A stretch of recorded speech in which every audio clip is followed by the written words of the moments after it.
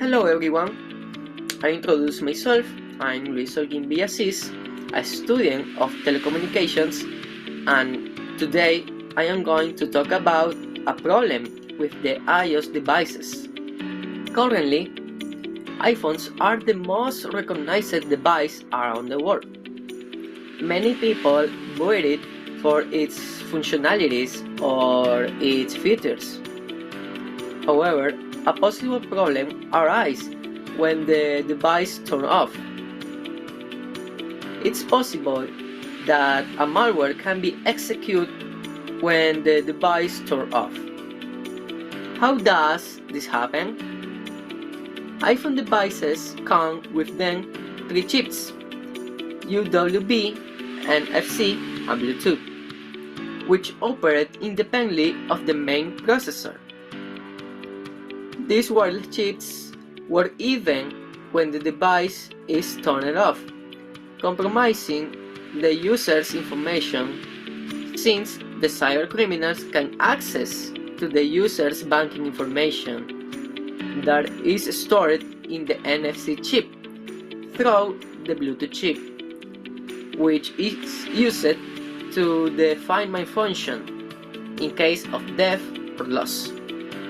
Users of iOS devices are the main ones involved in the problem, since they are the ones who have the possibility of using functions such as Find My and Express Card in case the cell phone is turned off.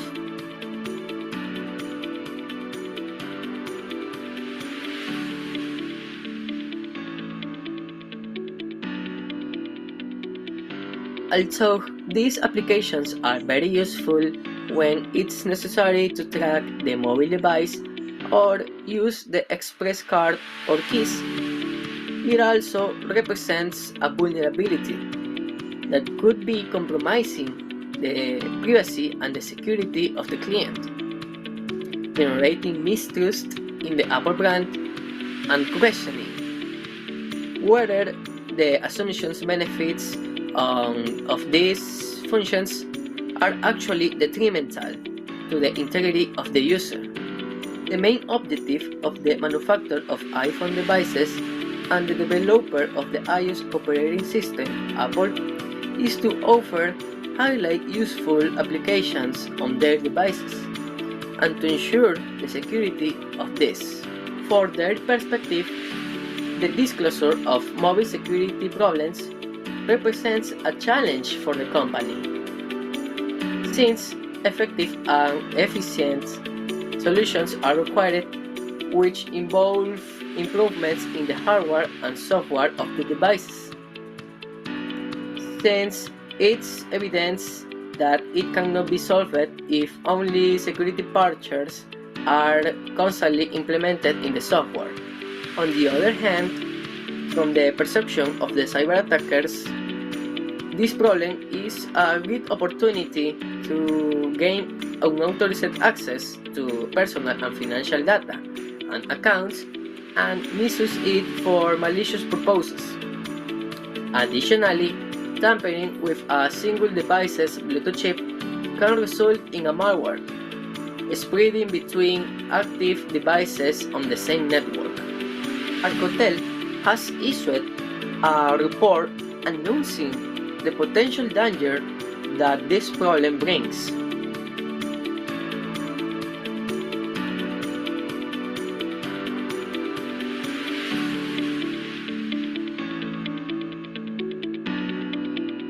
We have proposed possible solutions. One of them is a digital signature implementation process that its name says is based on a digital signature in these chips.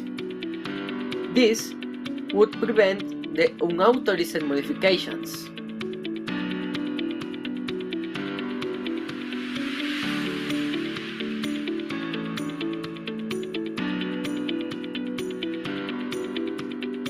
Modifying current Bluetooth chips to avoid the security risk described in the article would involve a number of steps and technical considerations. Here, is a step-by-step approach. Generation of cryptographic keys. A suitable cryptographic algorithm such as RSA or ECC elliptic curve cryptograph is selected for the generation of private and public key pairs. Then, the key pair is generated. A private key to be kept in a secure environment and a public key to be embedded in the chip. Public key integration. The public key is integrated into the Bluetooth chip design during the manufacturing process. This key will be used to verify the digital signatures of the firmware and software files.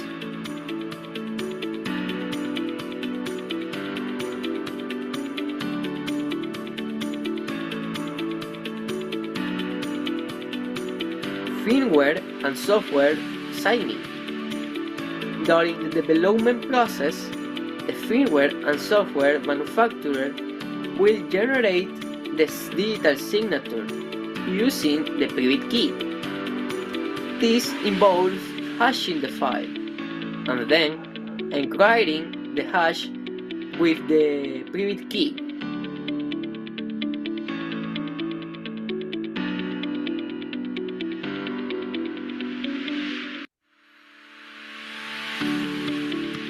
Storage of digital signatures. A secure database is created inside the chip to store the digital signatures of the firmware and software files. Signatures should be organized in such a way that they can easily associate it with the corresponding files.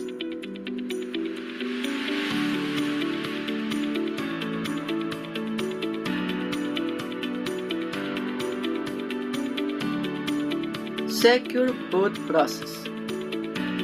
When the Bluetooth chip boots, it initiates a secure boot process that verifies the integrity and authenticity of the firmware and software before allowing it to run. The chip accesses to the stored digital signature for the firmware and software file to be loaded.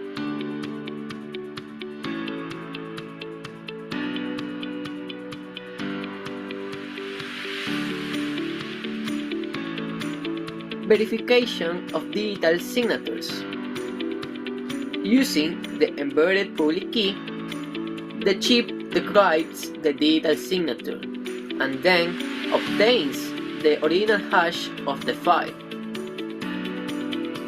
calculates the hash of the current firmware or software file, and then compares it with the original hash obtained from the signature.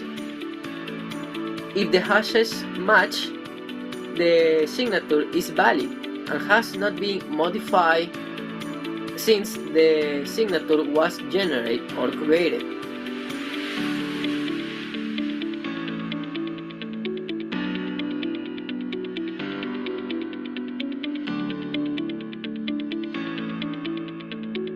Access to bit features.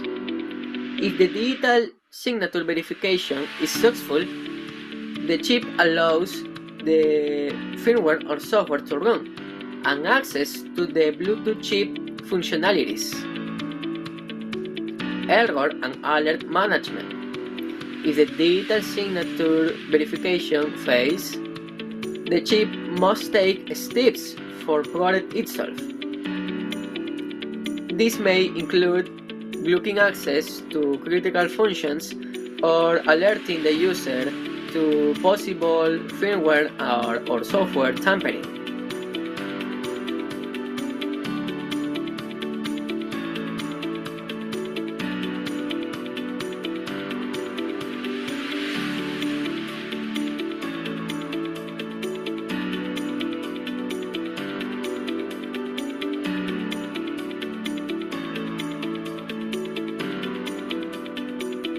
Updates and patches.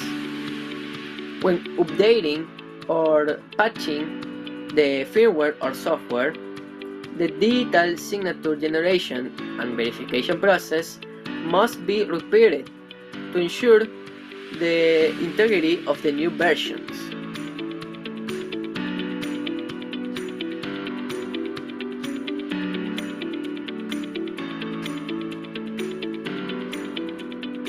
Audit and continuous supervision. A continuous monitoring and auditing process is established to verify that the digital signatures are valid and the integrity of the firmware and software files has not been compromised. Disadvantage: the test time for it to reach the commercial market would be approximately 6 years, based on readings, because the first tests are carried out in small focus groups. Possible errors in both hardware and software are corrected.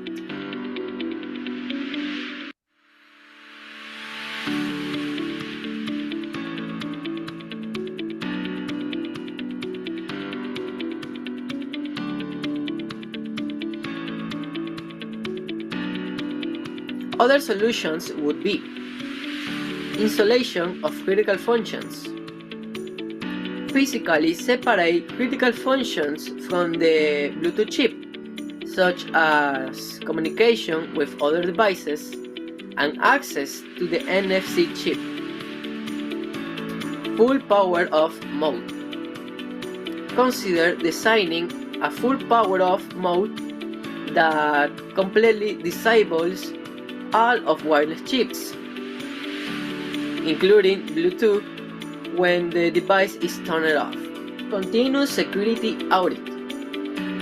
Establish a continuous security audit process for Bluetooth chips, including the penetration testing and vulnerability assessment on a regular basis. This would ensure early detection of potential risk and implementation of solutions as they arise. Education and awareness. Provide information and education to users and developers about potential risk and best practices to mitigate security threats related to wireless chips.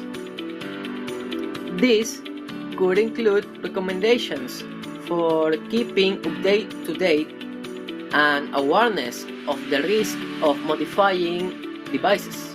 Security community collaboration. Work closely with the cybersecurity community to share information about vulnerabilities and possible and potential fixes, and seek independent input and reviews of the chip design. In conclusion, although there are some solutions, the best way to solve this problem is the digital signing implementation process, which works as a service and consists of digitally signing the Bluetooth chip so that the firmware and software start running. These solutions have been defended with arguments, providing its step-by-step implementation approach and its drawbacks. Recommendations. Before carrying out some of these solutions, and especially the main one, it is to suggest to carry out your own research corresponding to its topic, since although there is a step-by-step approach, it is not detailed in detail to inexperienced subjects. Taking into account that this report is about possible solutions, it's recommended to be accompanied by an expert who rates as correct or incorrect to try to solve the problem with these solutions, or especially with the main solution. If you liked this video, please like, comment and share with your friends who have iPhone. they may possibly have this problem, and they may be the solution. Thanks for watching.